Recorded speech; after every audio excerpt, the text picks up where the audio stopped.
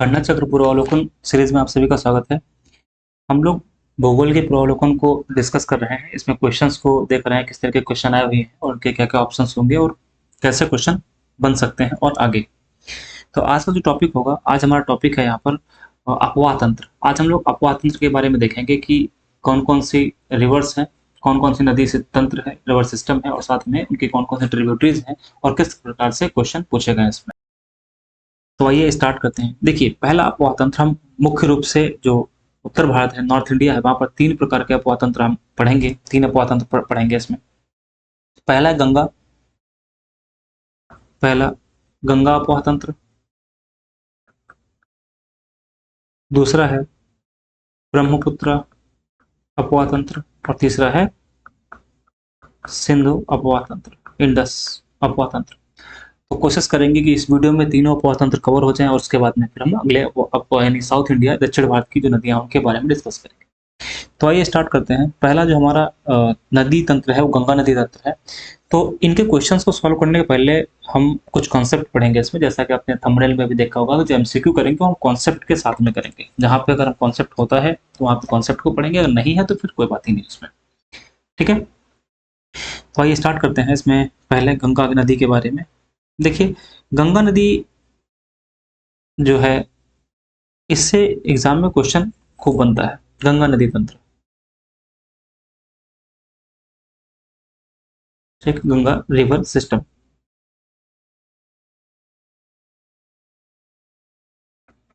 Ganga river system, इसमें हमें गंगा के बारे में पढ़ना है, प्लस उनकी जो ट्रिब्यूटरी है, मतलब सहायक नदी है, उनके बारे में पढ़ना है। गंगा प्लस ट्रिब्यूटरीज, मतलब ये हुआ कि सहायक नदी है, सहायक नदियों के बारे में पढ़ना है। तो हम डायग्राम बनाएंगे, डायग्राम बना करके समझेंगे कि इसमें कौन कौन सी नदी, इसकी सहायक नदियां हैं और उनका सबका उद्गम क्या होता है, क्वेश्चन बन सकते हैं। देखिए, सबसे पहले अगर गंगा नदी को देखें हम, तो गंगा नदी का जो उद्गम है वो गंगोत्री से होता है, भागीरथी नदी के रूप में। यहाँ पर सबसे पहले अगर हम गंगा का मैप बनाते हैं तो इसका उद्गम गंगोत्री से होता है। इसका उद्गम कहाँ से हो रहा है, तो गंगोत्री से इसका उद्गम हो रहा है। इसके पश्चिम में यहाँ पर यमुनोत्री है,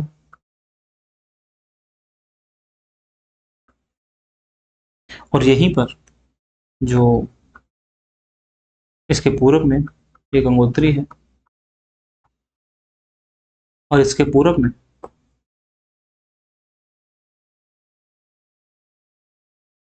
में यहाँ पर संतोपद ग्लेशियर है, संतोपद ग्लेशियर, ग्लेशियर है। ठीक है, तो देखिए, जो गंगा है वो गंगोत्री से निकलती है यहाँ पर ऐसे, इस तरीके से। और गंगोत्री से जब निकलती है तो इसमें निकलने के बाद इसका जो नाम होता है वो नाम क्या होता है, भागीरथी इसका नाम होता है। ठीक है, और इसी भागीरथी में यहाँ से रिवर आकर के मिलती है, जिसको बोलते हैं अलकनंदा। ये कौन सी नदी है, तो अलकनंदा।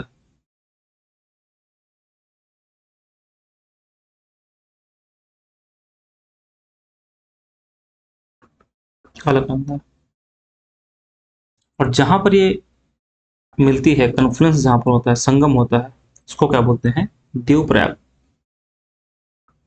ये है देवप्रयाग, और यहीं से गंगा का नाम गंगा पड़ता है। जो देवप्रयाग है, यहीं से इसका नाम क्या पड़ता है, गंगा पड़ता है। अब हम थोड़ा सा इसके बारे में देख लें, जो अलकनंदा है, इसमें क्या क्या चीजें हैं। तो देखिए, अलकनंदा में एक रिवर इस साइड से आकर के इसमें मिलती है, यहाँ पर। इसका नाम है मंदाकिनी। ये कौन सी है, मंदाकिनी। अच्छा एक बात और समझ लीजिएगा, दाएं और बाएं मतलब जो तट है, दाएं और बाएं कौन सा होता है?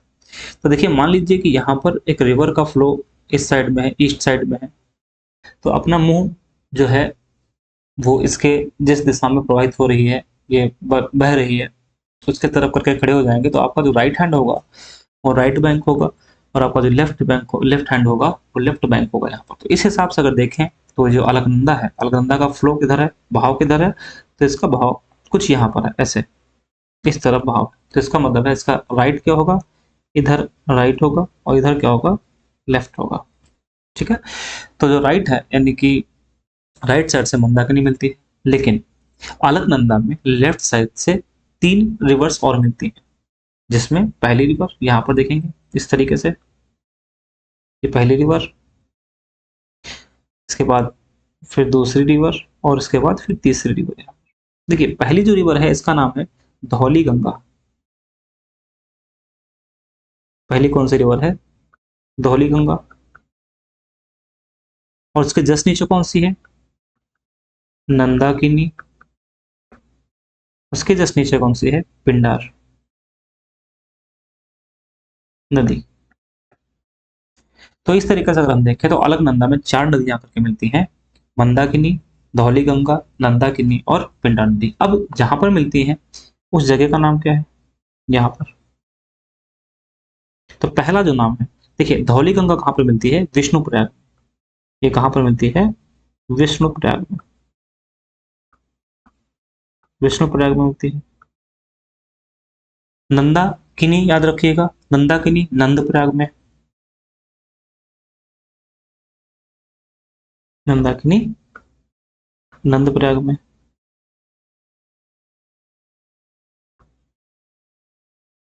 और जो पिंडार नदी है ये कहाँ पर मिलती है, कर्णप्रयाग में ये मिलती है, यहाँ पर कर्णप्रयाग। और मंदाकिनी अलकनंदा में रुद्रप्रयाग में मिलती है, रुद्रप्रयाग में मिलती है। तो आप अगर प्रीवियस क्वेश्चन देखे होंगे तो उसमें यही बहुत बार पूछा गया है इन सबके बारे में, कर्णप्रयाग कहाँ है, नंदप्रयाग कहाँ, इसमें कौन सी नदी मिलती है, इसके बारे में। लेकिन एक बात ध्यान रखिएगा, ये चीज और आपसे पूछ सकता है, अभी क्वेश्चन तो नहीं आया है लेकिन फ्यूचर में बन सकता है। ये जो प्रयाग है, विष्णु प्रयाग, नंद प्रयाग, कर्ण प्रयाग, देव प्रयाग, ये जो प्रयाग है, इन प्रयागों का क्रम पूछ सकता है, दक्षिण से उत्तर या उत्तर से दक्षिण। ये चीज ध्यान रखिएगा जो कि एग्जाम के लिए बहुत ही इंपॉर्टेंट है। यहाँ पर ध्यान रखिएगा इस तरीके से क्रम कि उत्तर से दक्षिण, विष्णु प्रयाग, नंद प्रयाग, कर्ण प्रयाग, रुद्र प्रयाग और देव प्रयाग। ठीक है, तो हम लोगों ने इसको पढ़ लिया यहाँ पर कि ये जो इसका ड्रेनेज सिस्टम था वो पढ़ लिया। अब इसके बाद अगर हम पढ़े हम तो यहाँ से गंगा नाम हो जाता है, इसका जो प्रवाह है वो गंगा है, यहाँ से गंगा नाम पड़ता है इसके बाद इस जगह से। जब इसका नाम गंगा पड़ जाता है तो इसमें जो रिवर आकर के मिलती है, पहली रिवर, मतलब कि पहले का मतलब ये हुआ उत्तराखंड में, इधर से जो रिवर आकर के मिलती है यहाँ पर इस तरीके से, उसको बोलते हैं रामगंगा। ये रिवर इसमें आकर के मिलेगी, इसको क्या बोलेंगे, रामगंगा। और फिर जो हमने यमुनोत्री बनाया था, तो यमुनोत्री बनाने के बाद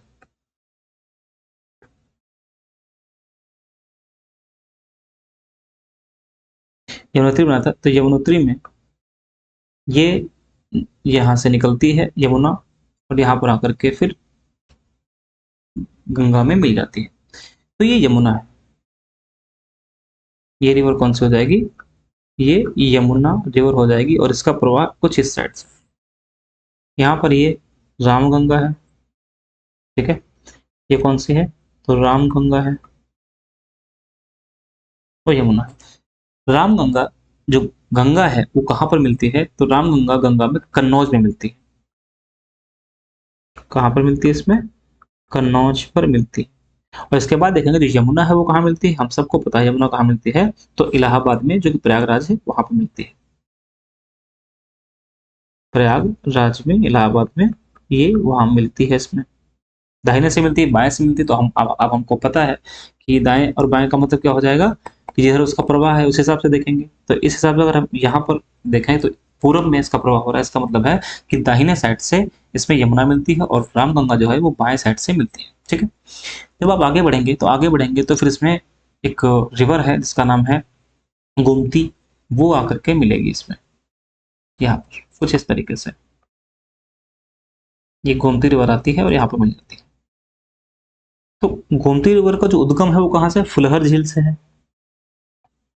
ये गोमती नदी है, इसका उद्गम कहाँ से? फुलहर झील से है। और जहां पर मिलती है उस जगह का नाम क्या है? उस जगह का नाम है गाजीपुर। गाजीपुर में मिलती है, गाजीपुर में ये यहाँ पर मिलती है। इसके बाद हम अगर आगे बढ़ेंगे तो आगे आप देखेंगे इसमें कई और रिवर्स आकर मिलती हैं। जैसे इस साइड से यहाँ पर कुछ रिवर मिलेगी, एक, फिर दो, और उसके बाद तीन। पहली जो हमने बताई ये है आपकी घाघरा रिवर, जिसका उद्गम नेपाल से होता है, नेपाल तिब्बत की बाउंड्री से होता है। घाघरा अयोध्या में ये सरयू है, नाम से जानी जाती है अयोध्या में, तो ये घाघरा है। घाघरा के जस्ट आगे बढ़ेंगे तो गंडक मिलेगी, गंडक। और उसके बाद अगर आप देखेंगे तो ये कौन सी है? कोसी। ये कौन सी है? कोसी। तो इन तीनों का अगर उद्गम देखेंगे तो नेपाल से माना जाता है, नेपाल से इसका उद्गम होगा। और नेपाल बोल सकते हैं या हम ये बोल सकते हैं तिब्बत और नेपाल दोनों से। क्यों? क्योंकि जो घाघरा है इसका उद्गम कहाँ से? मापाचुंग से है, ये तिब्बत और तिब्बत में है ग्लेशियर। और जो गंडक है ये नेपाल तिब्बत की बाउंड्री से इसका उद्गम होता है। और जो ये कोसी है, सब कोसी के नाम से जानी जाती है, ये नेपाल से इसका उद्गम होता है। ठीक है, अब इसके बाद अगर देखें तो आगे इसमें एक नदी आकर के मिलती है यहाँ पर इस तरीके से, उसको बोलते हैं महानंदा। महानंदा यहाँ पर नदी आकर के मिलती है। अब अगर हम इसमें आगे बात करें तो साउथ में आपने पढ़ा होगा, मैपिंग वाले सेक्शन में आपने पढ़ा होगा कि साउथ में एक यहाँ पर माउंटेन, इस तरीके से माउंटेन है। ये जो माउंटेन है, जो पहाड़ी है, इस पहाड़ी का नाम है विंध्यन। ये कौन सी पहाड़ी है? तो विंध्यन पहाड़ी, विंध्यन पर्वत है, पहाड़ी नहीं पर्वत है, विंध्यन पर्वत है। ठीक है, अब यहां से एक रिवर निकलती है। अगर आप इस रिवर को देखेंगे तो कुछ इस तरीके से निकलेगी, यहां से ऐसे। पहली चंबल, सिंध, बेतवा और केन। चंबल,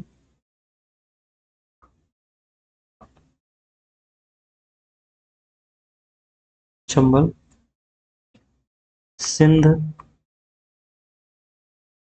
बेतवा और केन। बेतवा, फिर कौन सी है? केन।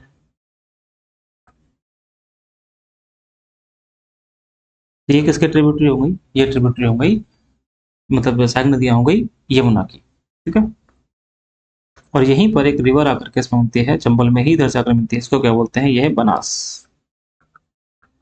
तो बनास किसकी सहायक नदी हो गई? चंबल की। चंबल किसकी सहायक नदी? यमुना की। यमुना किसकी सहायक नदी? तो गंगा की। और यहीं से एक नदी निकलती है सोन, जो कि यहाँ पर घाघरा और गंडक के बीच में सोन नदी निकलती है, यहाँ से घाघरा और गंडक के बीच में कुछ इस तरीके से जाकर के मिलती है पटना में।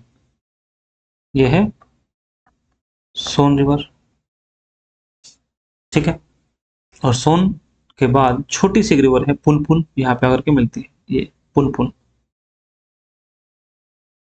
पुनपुन यहाँ पर आकर के मिलती है। आगे जो बढ़ती है ये रिवर, तो इसमें से एक ट्रिब्यूटरी, तो हम नदी वहां पे आके मिलती है। ट्रिब्यूटरी का मतलब है कि इसमें छोटी नदी बड़ी नदी मिलती है। डिस्ट्रीब्यूटरी का मतलब है बड़ी नदी से कोई छोटी नदी निकलती है। तो यहीं पर क्या होता है कि इसी में से एक रिवर इस तरीके से निकल जाती है, जिसको बोलते हैं हुगली। इसको क्या बोलेंगे? हुगली। ये है हुगली। और हुगली की जो ट्रिब्यूटरी है, वो हुगली की ट्रिब्यूटरी का नाम क्या है? दामोदर।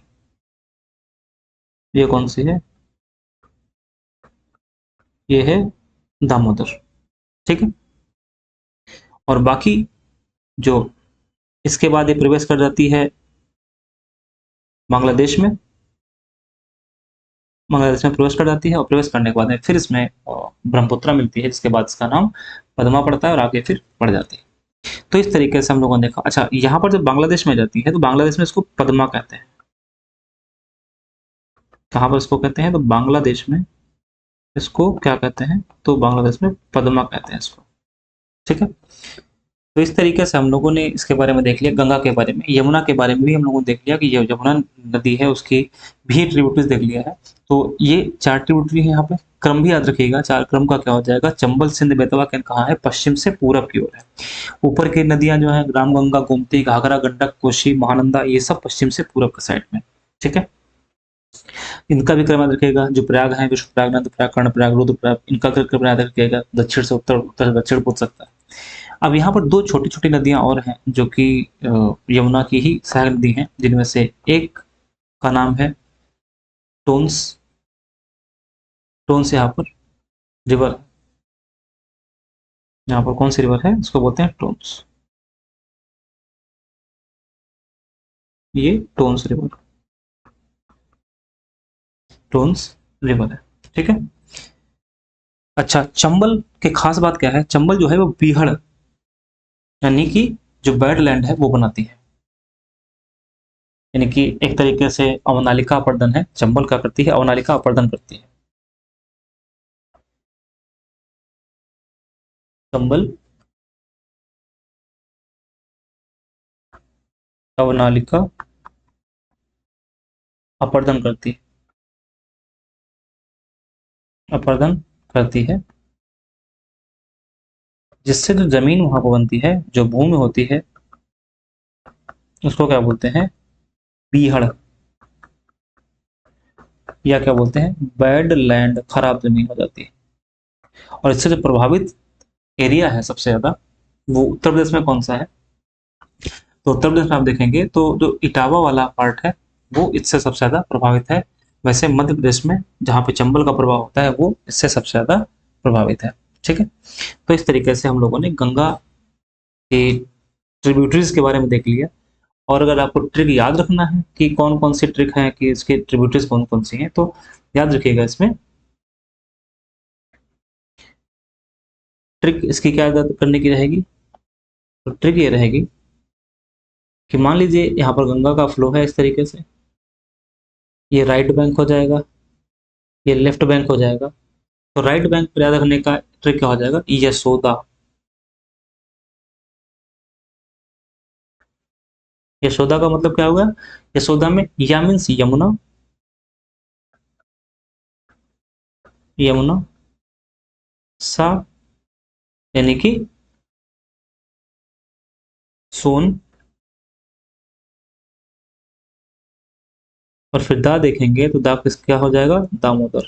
दामोदर डायरेक्टली तो गंगा में नहीं मिलती, बट गंगा का ही पार्ट हुगली है, इसलिए हुगली मिलती, तो मान लेंगे यहाँ पर कि दामोदर इसके ट्रिब्यूटरी। ऊपर जो लेफ्ट में है वहां पर अगर हम याद रखेंगे तो क्या हो जाएगा? रिलायंस 3G के,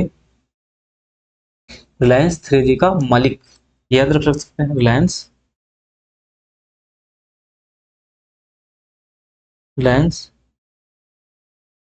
3G का मालिक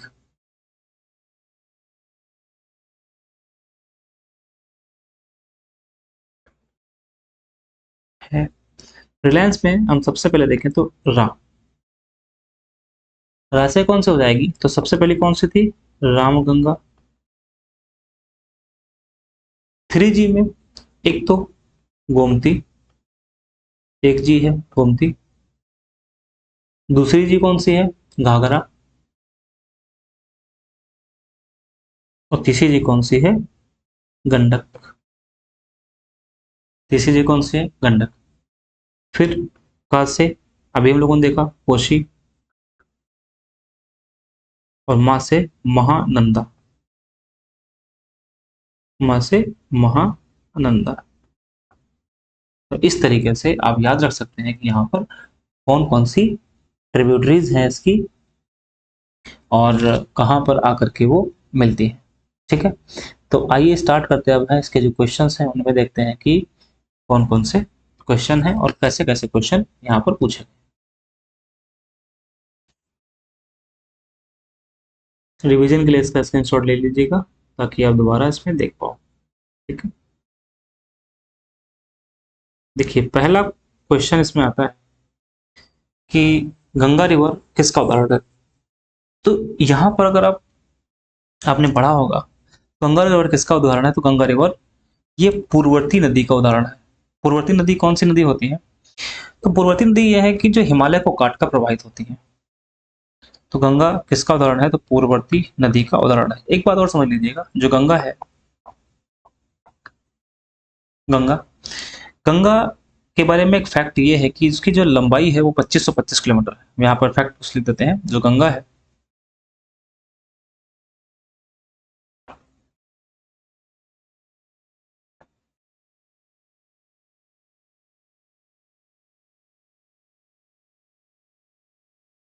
लंबाई 2525 किलोमीटर है। 2525 किलोमीटर है।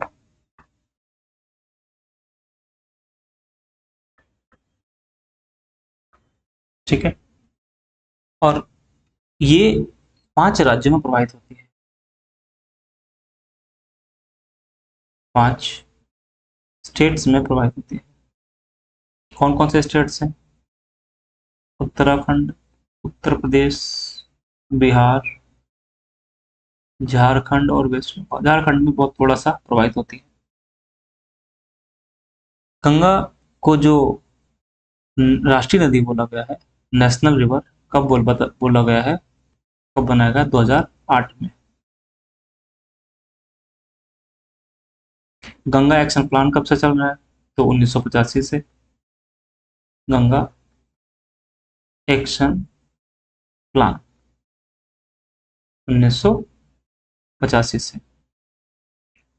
और जीवित व्यक्ति का दर्जा इसको कब दिया गया है? वो दिया गया है 2017 में। जीवित व्यक्ति का दर्जा कब दिया गया है? 2017 में। उत्तराखंड हाई कोर्ट ने इसको ये स्टेटस दिया हुआ था। ठीक है, अगला क्वेश्चन है। अगली बात भी समझ लेते हैं। तो मैंने अभी आपको बताया था जब गंगा बांग्लादेश में प्रवेश करती है तो वहां पर इसको पद्मा बोलते हैं। ठीक है, अब इसको क्या बोलते हैं? पद्मा बोलते हैं। भागीरथी जब इसका उद्गम होता है तब इसको बोलते हैं मेघना। क्या है? तो अगर हम एक डायग्राम यहाँ पर बनाए इस तरीके से, मान लीजिए ये गंगा है जो कि बांग्लादेश में पहुंच गई है, तो यहाँ पर इंडिया में तो गंगा बोलेंगे इसको, वहां पर क्या बोलेंगे इसको? पद्मा बोलते हैं, है ना। इधर से वही जब हम आगे बढ़ेंगे देखेंगे इस साइड से इसमें आकर के एक नदी मिलती है, इसको क्या बोलते हैं? इसको बोलते हैं यहाँ पर ब्रह्मपुत्र। इंडिया में इसको क्या बोलते हैं? ब्रह्मपुत्र। इंडिया में ब्रह्मपुत्र बोलते हैं। और जब ये बांग्लादेश पहुंचती है तो यहाँ पर इसको क्या बोलते हैं? जमुना बोलते हैं। जब दोनों आपस में मिल जाती हैं, तो इसकी जो कॉमन स्ट्रीम है दोनों की, उसको पद्मा बोलते हैं। पद्मा में आगे चल करके एक नदी और मिलती है, इसको मेघना बोलते हैं। और फिर फाइनली ये मेघना के नाम से बे ऑफ बंगाल में गंगा ब्रह्मपुत्र का डेल्टा बनाती है। बे ऑफ बंगाल में गंगा ब्रह्मपुत्र का डेल्टा यहाँ पर बनाती है। ठीक है, तो मेघना क्या है? मेघना पद्मा में मिलती है, ये बांग्लादेश में। ठीक है, नेक्स्ट क्वेश्चन देखते हैं इसमें। नेक्स्ट क्वेश्चन अगर देखें तो क्या है, अच्छा एक बात और है, गंगा जो नदी है वो हरिद्वार में मैदानी भागों में प्रवेश करती है और उसके बाद में फिर वो कभी भी पर्वतों पर नहीं जाती है, मैदानी भाग में प्रवेश करते हैं, बहते हुए वो बंगाल की खाड़ी में, बे ऑफ बंगाल में गिर जाती है। सेम क्वेश्चन है कि जब वो गंगा बांग्लादेश में प्रवेश करती है तो किस नाम से जानते हैं उसको, तो इसको जानते हैं मेघना के नाम से, सॉरी पद्मा के नाम से, ठीक है। और लोहित क्या है, ये ब्रह्मपुत्र की क्या है, ये ट्रिब्यूटरी है, ठीक। बांग्लादेश में प्रवेशन पद्धति क्या है इसका नाम, तो हमें पता है पद्मा। हुगली क्या है, ये डिस्ट्रीब्यूटरी है, डिस्ट्रीब्यूटरी है। मेघना अभी हमने बताया, लोहित ब्रह्मपुत्र की ट्रिब्यूटरी है, ब्रह्मपुत्र के ट्रिब्यूटरी है।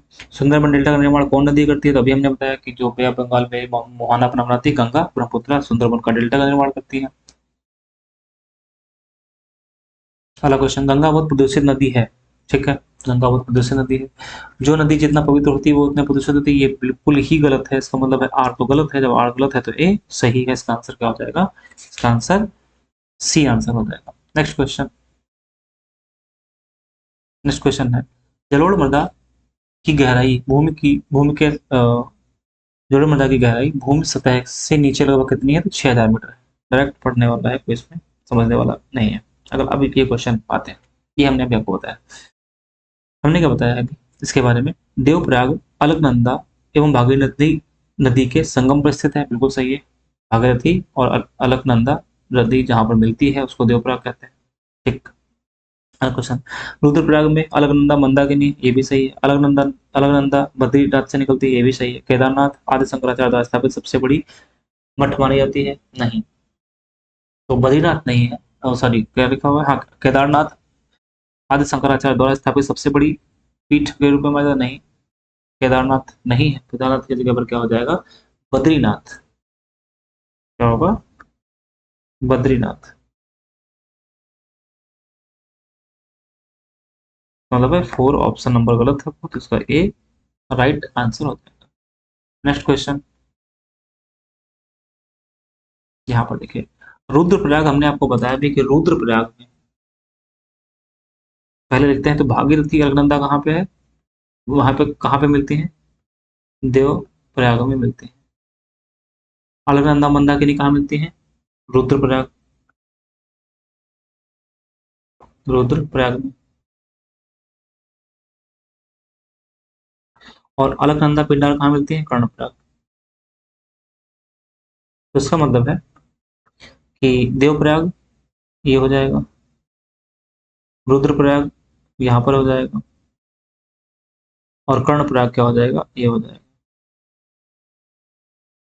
ठीक है। लेकिन हमने आपको बताया था कि अभी जस्ट पहले देखा था कि जो विष्णुप्रयाग और मंदाकिनी है, ठीक है, विष्णुप्रयाग और मंदाकिनी कहाँ पर मिलते हैं, अगर आपको याद हो देख लेते हैं अभी तुरंत। रुद्रप्रयाग मंदाकिनी देखिए यहाँ पर,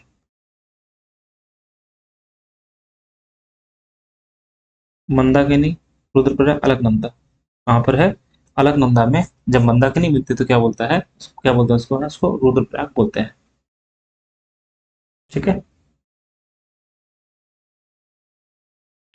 हाँ यहाँ पर उसको नंदप्रयाग तो बोलते नहीं है, तो नंदप्रयाग बोलते नहीं है तो इसमें पहले का टू, यही एक ऑप्शन बचता है, तो बी का फोर बचेगा, यानी बी का फोर और सी का थ्री, डी का, तो इसमें तीन ऑप्शन तो मिलता है बट एक नहीं मिलता है, तो इसके लिए आंसर इसमें सही कोई भी नहीं है। जबरदस्ती लगाना हो तो आप भी लगा सकते हो, बट भी नहीं है, क्यों, क्योंकि नंद प्रयाग में विष्णु गंगा और मंदाकिनी नहीं मिलती है, नंद प्रयाग में कौन मिलता है, तो नंदागिरी और अलकनंदा मिलती है, इसलिए इसका आंसर सही कोई भी नहीं है। नेक्स्ट, मंदाकिनी नदी किस जल प्रवाह अथवा मुख्य नदी से संबंधित है, मंदाकिनी कहाँ मिलती है जाकर के, अलकनंदा में मिलती है। नेक्स्ट क्वेश्चन, पूर्वी धौली गंगा सहायक नदी किसकी है, काली नदी की। देखिए जो काली नदी है हमने अभी बताया है, काली नदी में, तो काली नदी किसको कहते हैं, हमने ऊपर जो मैप बनाया था उसमें काली नदी का मेंशन नहीं किया था, लेकिन ध्यान रखिएगा जो गंगा है, गंगा के जो ट्रिब्यूटरी है उनमें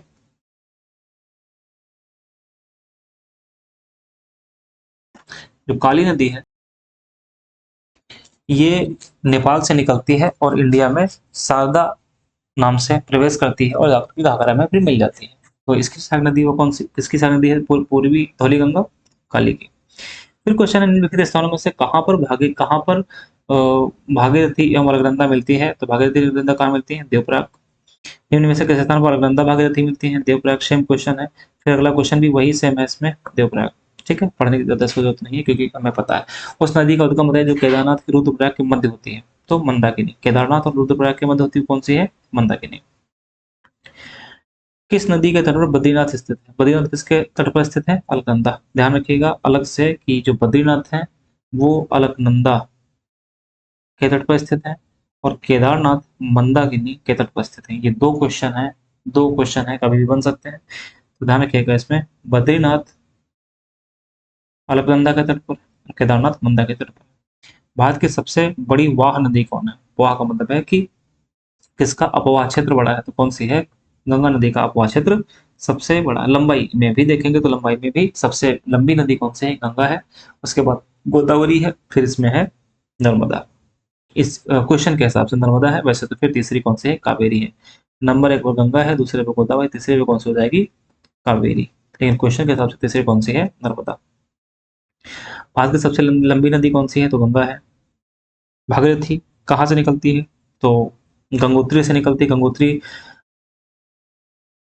जो ग्लेशियर है वहां पर गोमुख से निकलती है। गंगोत्री ग्लेशियर गोमुख जगह पर, तो वहां से निकलती है। अगला क्वेश्चन, गंगा नदी की एकमात्र सहायक नदी जिसका उद्गम मैदान से होता है, तो हमने अभी आपको बताया था कि जो फुलहर लेक है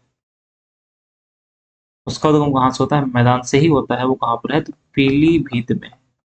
ठीक है, पीलीभीत में। नेक्स्ट क्वेश्चन, दिल्ली और आगरा के मध्य वर्ष के अधिकांश समय में यमुना नदी मृत हो जाती है। तो स्टेटमेंट जो इसमें लिखा हुआ है वो स्टेटमेंट सही है।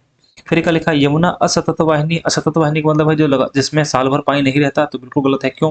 क्योंकि दो प्रकार की नदियां इंडिया में पाई जाती हैं। एक कौन सा है? सतत वाहिनी, एक असतत वाहिनी। सतत वाहिनी और असतत मतलब जिसमें पानी साल भर रहता है, जिनको हम पेरेनल रिवर्स बोलते हैं, सदाबहार नदियां बोलते हैं। और एक इसमें जो मौसम के आधार पर पानी इसमें होता है। तो जो दक्षिण भारत की है वो असतत वाहिनी, बट उत्तर भारत की है जो कि हिमालय से निकलती है वो कैसी है? सतत वाहिनी। इसका मतलब स्टेटमेंट सही है और इसका रीजन गलत है। इसका आंसर क्या होगा? सी। निम्नलिखित नदियों में से यमुना की कौन सी सहायक नदी नहीं है, पूछ रहा है। तो रामगंगा किसकी है? गंगा की। चंबल किसकी है? तो चंबल, बेतवा, केन, ये तीनों किसकी हैं? ये तीनों यमुना की। इसका मतलब आंसर क्या होगा? इसका डी आंसर होगा। यमुना का उद्गम कहाँ से होता है? तो यमुना का उद्गम होता है यमुनोत्री से, बंदरपुच्छ चोटी के पास में हिमनद है वहां से होता है।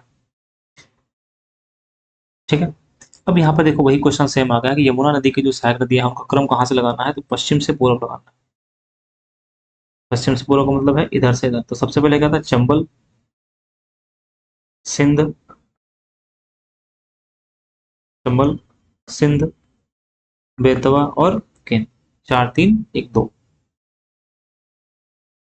4 3 1 2। ठीक है, यमुना की सहायक नदी नहीं। यमुना की कौन सी नदी इसमें नहीं मिलती? सोन किसकी सहायक नदी? गंगा की। तो यही इसकी सहायक नदी नहीं है। ठीक है, निम्न में से कौन सी नदी चंबल में नहीं मिलती है? चंबल में नहीं मिलती, चंबल की सहायक नदी आप पूछा। देखिए बेतवा कहाँ पर मिलती है? बेतवा कहाँ पर मिलती है? तो यमुना में मिलती है। इसका आंसर भी हो जाएगा, बट ध्यान रखिएगा जो चंबल रिवर है, चंबल नदी है, चंबल की सहायक नदियां कौन कौन सी हैं? क्षिप्रा, जहाँ जिसके तट पर उज्जैन है, ध्यान रखिएगा उज्जैन है। काली सिंध, अभी हमने बताया था सिंध जो नदी है वो किसकी सहायक नदी है? तो सिंध सहायक नदी जो है वो यमुना की, लेकिन काली सिंध किसकी सहायक नदी है? वो चंबल की है। काली सिंध और पार्वती तीनों ट्रिब्यूटरी किसकी हैं? यम उसकी, चंबल की।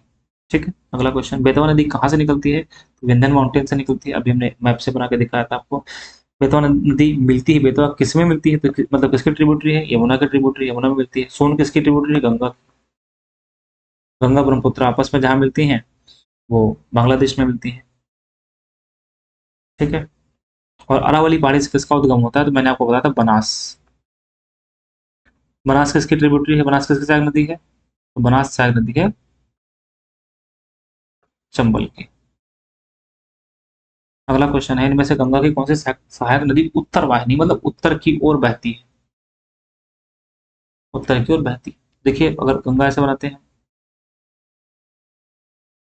तो सोन यहाँ पर मिलती है, फिर इधर इधर इधर कोसी घाघरा गंडक, ये तीनों मिल जाएंगे, कोसी घाघरा गंडक मिल जाएगी। इसका मतलब है उत्तर वाहिनी उत्तर की तरफ कौन मिलती है। अगर ये पूछेंगे दक्षिण वाहिनी कौन है, तो ये तीनों दक्षिण वाहिनी। तो इसका आंसर क्या हो जाएगा, इसका आंसर ए सी आंसर हो जाएगा, जो कि दक्षिण से उत्तर ये नदी बहती है। कौन सी नदी गंगा में बाएं से नहीं मिलती, बाएं का मतलब क्या हो गया, लेफ्ट से नहीं मिलती, मतलब कि राइट से मिलती है। तो राइट से कौन से मिलती है, सोन, हमने इसको अभी आपको बताया था। कौन सी नदी यमुना और सोन के मध्य जल द्विभाजक का काम करती है। देखिए जल द्विभाजक का मतलब यह होगा कि जल को दो पार्ट में डिवाइड, जो जिस नदियां हैं उसको दो पार्ट में डिवाइड कर दे, उसका कौन सी, कैमूर। तो जो सोन नदी है वो और यमुना नदी है, इन दोनों के बीच में जो जल विभाजक का काम करता है कौन करता है, कैमूर जो पर्वत है, माउंटेन है, वो सॉरी कैमूर जो श्रेणी है वो काम करती है। ठीक है। निम्नलिखित में से किस नदी का जल ग्रहण सर्वाधिक है, जल ग्रहण किसका सर्वाधिक है, तो सोन नदी। इन चारों में अगर देखा जाए तो सबसे ज्यादा जल ग्रहण किसका सर्वाधिक है, सोन का, इन चारों में। ठीक है। Next question, moribund delta. तो ये मोरीबंद डेल्टा है ये कहाँ मिलता है, तो मोरीबंद डेल्टा मिलेगा आपका बंगाल डेल्टा। ठीक है, बंगाल डेल्टा में मोरीबंद डेल्टा मिलेगा।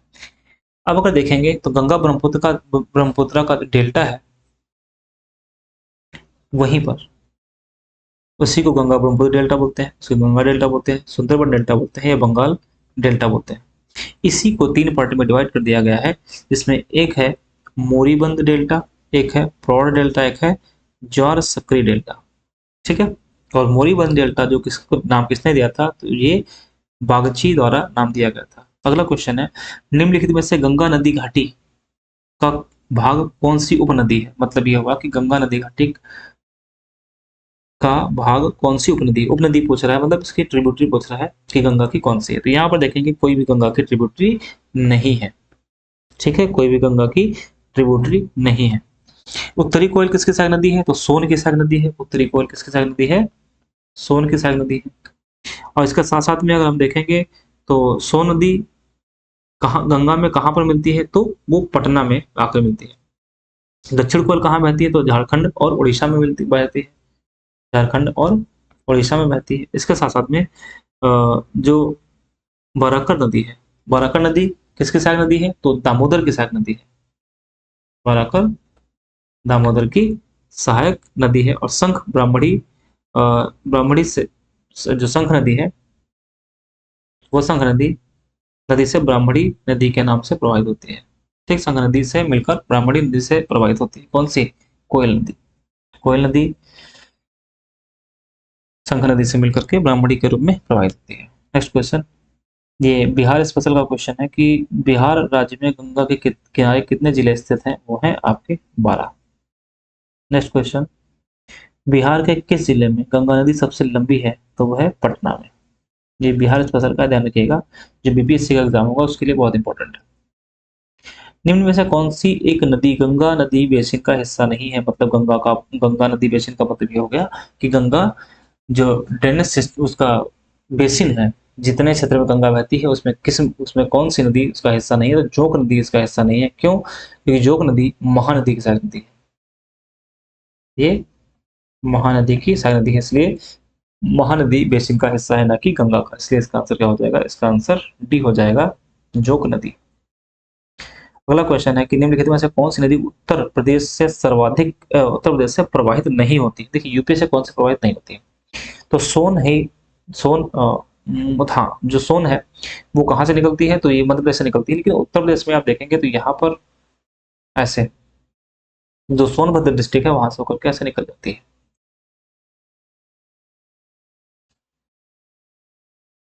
इसके बाद में आप देखेंगे हिंडन, ये भी गाजियाबाद में मिलती है, शारदा भी मिलती है उत्तर प्रदेश में, और गंडक ये नहीं मिलती है। ये कहाँ पर है, तो नेपाल से निकलती है, नेपाल से होती है बिहार में आके मिल जाती है गंगा में। गंगा की तो ट्रिब्यूटरी है ही, बट इंडिया में नहीं, सॉरी यूपी में नहीं मिलती है, ये कहाँ मिलती है जाकर के? बिहार में। नेक्स्ट क्वेश्चन, खैर इसमें क्वेश्चन तो खत्म हो गया।